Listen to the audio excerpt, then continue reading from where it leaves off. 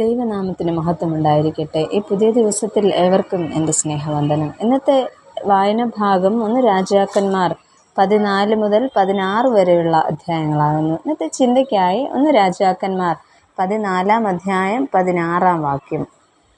പാപം ചെയ്യുകയും ഇസ്രായേലിനെ കൊണ്ട് പാപം ചെയ്യിപ്പിക്കുകയും ചെയ്ത യൊരോബയാമിൻ്റെ പാപം നിമിത്തം അവൻ ഇസ്രായേലിനെ ഉപേക്ഷിച്ചു കളയും. ഇസ്രായേൽ യഹൂദ രാജാക്കന്മാരുടെ തകർന്ന ആത്മീയതയിലേക്കാണ് ഇന്നത്തെ പാഠഭാഗം വിരൽ ചൂണ്ടുന്നത്. ദൈവത്തിൽ നിന്നും അകന്നു പോകുന്ന നേതൃത്വം അഥവാ അധികാരികൾ ജനത്തെയും നാശത്തിലേക്ക് നയിക്കുന്നതായിട്ടാണ് നാം കാണുന്നത്. നാം എത്ര ശക്തരായിരുന്നാലും ദൈവത്തെ ഉപേക്ഷിച്ചുള്ള ജീവിതമാണെങ്കിൽ അത് നിലനിൽക്കുകയില്ല, അല്ലെങ്കിൽ അനുഗ്രഹം പ്രാപിക്കുകയില്ല എന്ന് വ്യക്തമായി ഇവിടെ പ്രതിപാദിക്കുന്നു. ഈ ഭാഗത്ത് നിന്നും ചില ചിന്തകൾ പങ്കുവെക്കട്ടെ. ഒന്നാമതായിട്ട്, ദൈവത്തെ ഭയപ്പെടുക. യൊരോബയാം ദൈവത്തിൻ്റെ അനുഗ്രഹം ലഭിച്ച രാജാവായിരുന്നു. എന്നാൽ അദ്ദേഹം ദൈവത്തെ വിട്ട് വിഗ്രഹാരാധനയിലേക്ക് തിരിയുകയുണ്ടായി.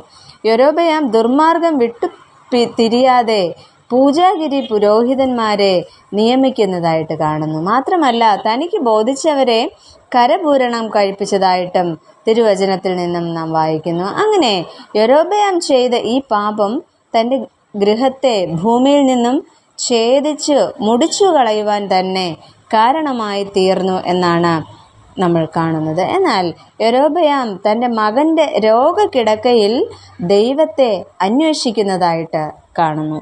ഇവിടെ അദ്ദേഹം തൻ്റെ ഭാര്യയെ അഹിയ പ്രവാചകൻ്റെ അടുക്കലേക്ക് വിടുന്നതായിട്ട് നമ്മൾ വായിക്കുന്നു. എങ്കിലും അവൻ്റെ ഹൃദയത്തിന് മാറ്റം വരുന്നില്ല.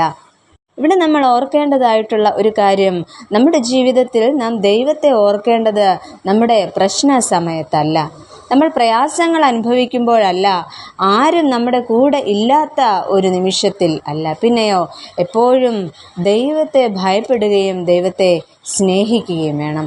നാം നമ്മുടെ പ്രയാസങ്ങളിൽ ദൈവത്തെ അന്വേഷിക്കുമ്പോൾ ദൈവം എപ്പോഴും നമ്മുടെ നിരന്തരമായ ബന്ധം ആഗ്രഹിക്കുകയും ആവശ്യപ്പെടുകയും ചെയ്യുന്നു. രണ്ടാമതായിട്ട്, പാപം തലമുറകളെ ബാധിക്കുന്നു. ഒരു വ്യക്തിയുടെ പാപം അത് തലമുറകളെ ആകെ ബാധിക്കുന്നതായിട്ട് നമുക്ക് കാണുവാൻ കഴിയുന്നു. യൊരോബയാമിൻ്റെ പാപം തുടർന്നു വരുന്ന രാജാക്കന്മാരും ആവർത്തിക്കുന്നതായി തന്നെ നമുക്ക് മനസ്സിലാക്കുവാൻ കഴിയുന്നു. ശേഷം രാജാവായ അബിയാമും തൻ്റെ അപ്പൻ മുൻപേ ചെയ്തിരുന്ന സകല പാപങ്ങളും ആവർത്തിച്ചതായി തിരുവചനം പറയുന്നു. ഒരു വ്യക്തിയുടെ തെറ്റായ തീരുമാനങ്ങൾ തലമുറകളെയും ബാധിക്കും. അതിനാൽ നമ്മുടെയും തലമുറകളുടെയും ഭാവി ശോഭനമാക്കുവാൻ നാം നമ്മുടെ ജീവിത രീതികളെ ക്രമീകരിക്കേണ്ടതായിട്ടുണ്ട്. നമ്മുടെ ജീവിതം മറ്റുള്ളവർക്ക് ഒരു മാതൃക ആയിട്ട് തീരേണ്ടതാണ്. നമ്മുടെ ദൈവവിശ്വാസം നമ്മുടെ കുടുംബത്തെയും സ്വാധീനിക്കേണ്ടതായിട്ടുണ്ട്. അങ്ങനെ പാപം തലമുറകളെ ബാധിക്കുമെങ്കിൽ നമ്മുടെ നല്ല പ്രവൃത്തികളും മാതൃകയോടെയുള്ള ജീവിതവും നമ്മെയും നമ്മുടെ കുടുംബത്തെയും സമൂഹത്തിൽ ഉയർത്തുന്ന വിധത്തിലും നമ്മുടെ നന്മകൾ തലമുറകളിൽ നിലനിൽക്കുന്ന വിധത്തിലും ആയിത്തീരേണ്ടതായിട്ടുണ്ട്. എന്നാൽ നമ്മുടെ ജീവിതം എപ്രകാരമാണ് ഉള്ളത് എന്ന് നമുക്കൊന്ന് ശോധന ചെയ്യാം. നമ്മുടെ അത്യാവശ്യ നിമിഷങ്ങളിൽ മാത്രമല്ല, എപ്പോഴും ദൈവത്തെ ഭയപ്പെട്ടുകൊണ്ട് മറ്റുള്ളവർക്ക് മാതൃകയോടെ ജീവിക്കുവാൻ ദൈവം നമ്മെ ഓരോരുത്തരെയും സഹായിക്കട്ടെ. നമുക്ക് പ്രാർത്ഥിക്കാം. പ്രിയ കർത്താവേ, ഞങ്ങളുടെ ഹൃദയം അങ്ങയിൽ നിന്നും അന്യപ്പെട്ടു പോകാതെ അങ്ങയെ ഭയപ്പെട്ടും സ്നേഹിച്ചും ജീവിപ്പാൻ ഞങ്ങളെ ഇടയാക്കണമേ. തെറ്റുകൾ തിരിച്ചറിയുവാനും പശ്ചാത്തപിക്കുവാനും ഞങ്ങളെ സഹായിക്കണമേ.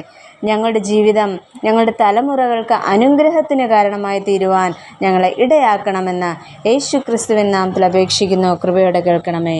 ആമേൻ.